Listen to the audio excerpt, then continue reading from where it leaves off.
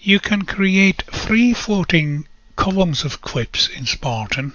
To start one, right-click on an empty slot and select New Floating Column.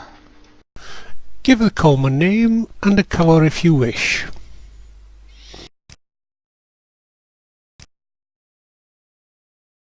Add clips to the floating column in the same ways that you would add them to the Spartan main window.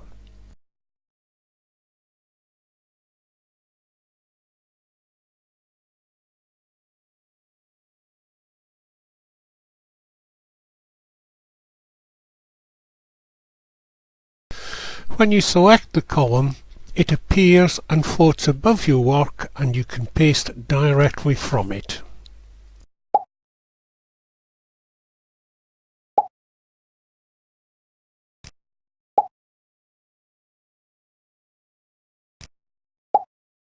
If you move a floating column to your macro or hotkeys view, you can pop them up whenever you wish.